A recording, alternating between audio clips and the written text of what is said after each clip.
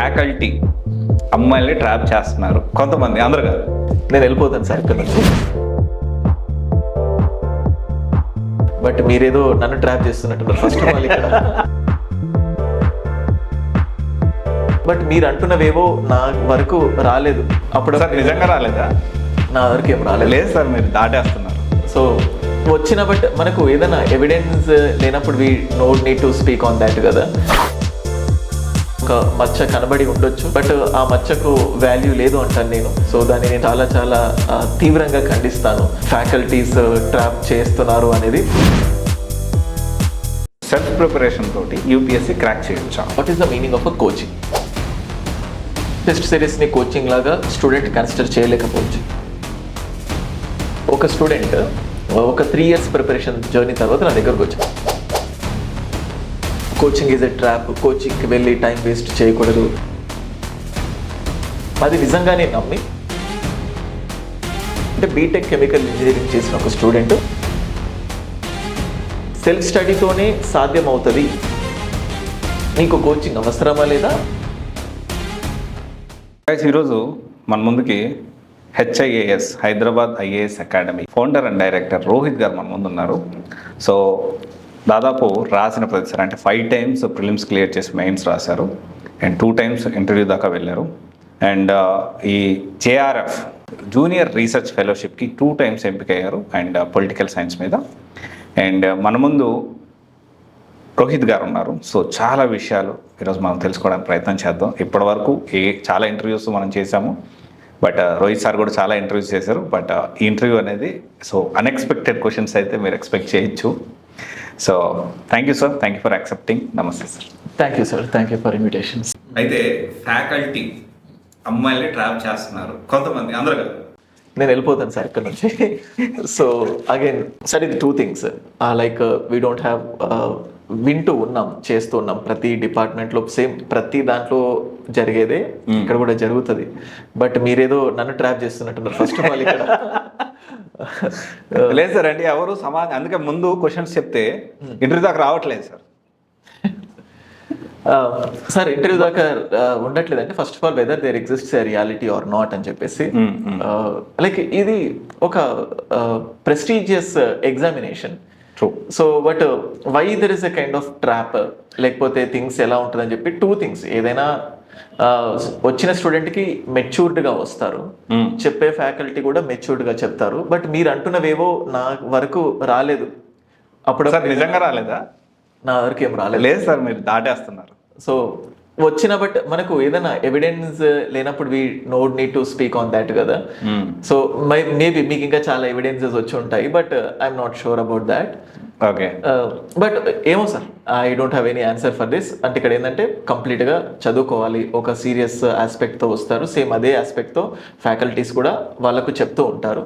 మీరు అన్నట్టే ఒక కైండ్ ఆఫ్ హరాస్మెంట్ ఏదైనా జరిగి ఉంటే ఇక్కడే కాదు, అంటే ఎక్కడ జరిగినా తప్పే అది.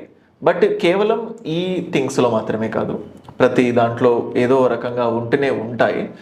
సో బట్ నన్ను అడిగితే నేను చాలా మంది చూశాను, చాలా పర్ఫెక్ట్గా చదువుకొని మంచి గైడెన్స్తో ముందుకెళ్ళి చాలా సాటిస్ఫై అయ్యి, సో 100% మంచి మెంటర్షిప్తో సక్సెస్ అయిన వాళ్ళని ఎంతోమంది ఇప్పటికీ గురూస్కి లేకపోతే వాళ్ళకి ఇచ్చిన మెంటర్స్కి ఇమ్మెన్స్ రెస్పెక్ట్ ఇస్తూ కంటిన్యూ అయిన వాళ్ళు ఉంటారు. సో ప్రతి దాంట్లో ఉండేది. మీరు అన్నట్టు ఏదో ఒక మచ్చ కనబడి ఉండొచ్చు, బట్ ఆ మచ్చకు వాల్యూ లేదు అంటాను నేను. సో దాన్ని నేను ఖండిస్తాను, చాలా చాలా తీవ్రంగా ఖండిస్తాను. ఫ్యాకల్టీస్ ట్రాప్ చేస్తున్నారు అనేది మరి ఇంకా మీకే వదిలేస్తున్నాను. ఓకే సార్, అయితే ఈ మెంటర్షిప్ అన్నారు కదా. సో చాలామంది యూపీఎస్సీ ర్యాంక్స్ వచ్చిన తర్వాత సో మేము సెల్ఫ్ ప్రిపరేషన్ అయ్యాము అని ఇంటర్వ్యూస్ ఇస్తారు ఒక పక్కన. And on the other side I'm associated with so and so institute అని ఇదే పర్సన్ అక్కడ కూడా ఉంటారు మళ్ళీ. And at the same time ఇంకొకరి దగ్గర ఆన్సర్ రైటింగ్ తీసుకోవడం, ఇంకొకరి దగ్గర మెంటర్షిప్ తీసుకోవడం, ఇంకొకరి దగ్గర ఒక సబ్జెక్ట్ తీసుకోవడం, లేకపోతే ఒక మాడ్యూల్ తీసుకోవడం. సో అంటే సెల్ఫ్ ప్రిపరేషన్ తోటి యూపీఎస్సీ క్రాక్ చేయొచ్చా? So first of all what is the meaning of a coaching? Okay, coaching అనేది ఏంటి? అంటే పర్సెప్షన్. ఇక్కడ ఏమవుతుందంటే టెస్ట్ సిరీస్ తీసుకుంటారు. టెస్ట్ సిరీస్ ని కోచింగ్ లాగా స్టూడెంట్ కన్సిడర్ చేయలేకపోవచ్చు. లేకపోతే ఇంటర్వ్యూ గైడెన్స్ తీసుకుంటారు. Okay. ఆ ఇంటర్వ్యూ గైడెన్స్ ని వాళ్ళు టెస్ట్ అంటే కోచింగ్ లాగా, అంటే ఒక పర్సెప్షన్ ఏంటంటే క్లాసెస్ వింటేనే కోచింగ్, అది కూడా ఆఫ్లైన్. ఆఫ్లైన్. ఆన్లైన్లో క్లాసెస్ విన్నా కానీ, లేకపోతే ఒక టెస్ట్ సిరీస్తో ఇవాల్యుయేషన్ చేయించుకున్నా కానీ, టెస్ట్ సిరీస్లో జాయిన్ అయినా కానీ దాన్ని కోచింగ్ లాగా కన్సిడర్ చేయలేకపోవచ్చు. అప్పుడు కన్సిడర్ చేయనప్పుడు ఆబ్వియస్గా కోచింగ్ తీసుకోలేనని చెప్తారు. I just tell you, it's really an important story. ఒక స్టూడెంట్ ఒక 3 years ప్రిపరేషన్ జర్నీ తర్వాత నా దగ్గరకు వచ్చాడు. ఆ స్టూడెంట్ నా దగ్గరకు వచ్చినప్పుడు తన దగ్గర ఒక ప్లేలిస్ట్ ఉంటుంది, సేవ్ చేసుకున్న ప్లేలిస్ట్. ఒక అందరు ర్యాంకర్స్, సో ర్యాంకర్స్ చెప్పినప్పుడు కోచింగ్ ఈజ్ ఎ ట్రాప్, కోచింగ్కి వెళ్ళి టైం వేస్ట్ చేయకూడదు, నేను ఆ కోచింగ్కి వెళ్ళకుండా నేను ఇంట్లోకి వచ్చేసి మళ్ళీ నేనే సొంతంగా చదువుకున్నాను, అనవసరంగా lakhs of rupees కోచింగ్ ఇన్స్టిట్యూట్స్కి స్పెండ్ చేశాను అని చెప్పే ఒక పూల్ ఆఫ్ ర్యాంకర్స్ది తను కలెక్ట్ చేసుకొని, అది నిజంగానే నమ్మి వాళ్ళు ఏమేమి చేస్తారో ప్రతిదీ అదే వేలో ఆచరించడం స్టార్ట్ చేశారు. 1 year అయిపోయింది, 2 years అయిపోయింది. సో కంప్లీట్గా బుక్స్ తీసుకుంటున్నాడు. తన బుక్స్ ఒకసారి చూశాను నేను. ఒక ప్రతి లైన్ అండర్లైన్ చేస్తాను, ఎవ్రీథింగ్ ఈజ్ అండర్లైన్. పోనీ ఆయన బ్యాక్గ్రౌండ్ ఏంటంటే బీటెక్ కెమికల్ ఇంజనీరింగ్, అంటే బీటెక్ కెమికల్ ఇంజనీరింగ్ చేసిన ఒక స్టూడెంట్. సో ఇట్లాంటి మోటివేషనల్ థింగ్స్ చాలా విని సెల్ఫ్ స్టడీతోనే సాధ్యం అవుతుంది, వీళ్ళు ఎంతోమంది చేశారు, నేను కూడా చేస్తాను అని ఫీల్ అయ్యి 2 years వేస్ట్ అయిపోయిన తర్వాత 3rd year నా దగ్గరకు వచ్చి, ఇది సార్ నేను వేస్ట్ చేసిన టైం. 3rd yearలో కోచింగ్ తీసుకున్నాడు, కానీ అప్పటికే విలువైన టైం అయిపోయింది. ఇప్పుడు ఫర్ సపోజ్ మీరు చూడండి, 22 years ఉన్నప్పుడు హెల్త్ కూడా నిన్ను చాలా కోఆపరేట్ చేస్తుంది. ట్రూ. అంటే ఎక్కువసేపు కూర్చోడానికైనా, తిన్నది డైజెషన్ అవ్వడమైనా, ఫ్యామిలీ నుంచి వచ్చే ప్రెషర్ అయినా. ఇప్పుడు అదే స్టూడెంట్ 25 yearsకి నా దగ్గరకు వచ్చి కోచింగ్ తీసుకున్నప్పుడు హెల్త్ సహకరించకపోవచ్చు, ఫ్యామిలీ నుంచి ఎక్కువ ఎక్స్పెక్టేషన్స్ ఉంటాయి. ఓకే. అంటే నీకు అప్పుడున్న పీస్ ఆఫ్ మైండ్ ఇప్పుడు ఉండదు. ఇమీడియట్గా ఏదో ఒకటి చేయాలి, తొందర పెళ్లి చేయాలి. ఎగ్జాక్ట్లీ. అప్పుడు ఏదో కొంత కాంప్రమైజ్ అవుతుంది. అంటే నీలో కన్సిస్టెన్సీ లేకపోతే ఓపిక ఇవన్నీ పోతాయి. అప్పుడు ఇక్కడ ఏమవుతుంది, కోచింగ్ వల్ల పాసిబుల్ అవ్వకపోవచ్చు. అంటే ఫస్ట్ ఆఫ్ ఆల్ స్టూడెంట్ గుడ్డిగా లైక్ నేను అంటే ఇప్పుడు నువ్వు ఒక టాపర్ని ఇంటర్వ్యూలో మాత్రమే చూసావు, కానీ రియాలిటీ ఏంటి, ఆయన చేసింది ఏంటో నీకు ఎవ్రీథింగ్ తెలియదు.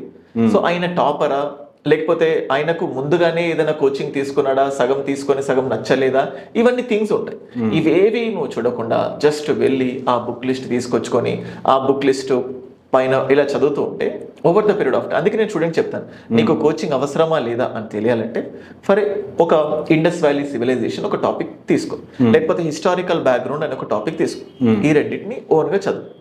చదివిన తర్వాత నీకు ఎంత అర్థమైంది, సో నీ మెచ్యూరిటీ లెవెల్స్ ఎంత ఉన్నాయి ఆ టాపిక్ పైన.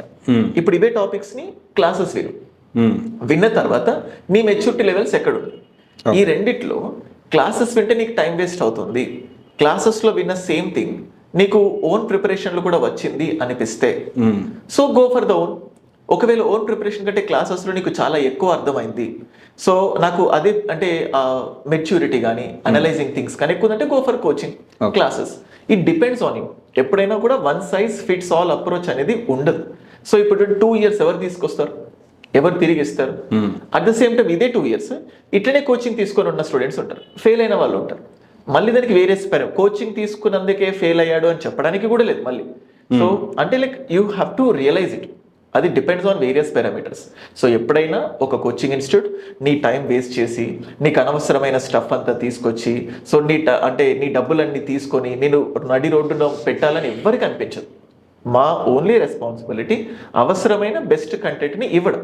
ఆ బెస్ట్ కంటెంట్ని నువ్వు ఎలా గ్రాస్ప్ చేస్తున్నావు అనేది ఇంపార్టెంట్.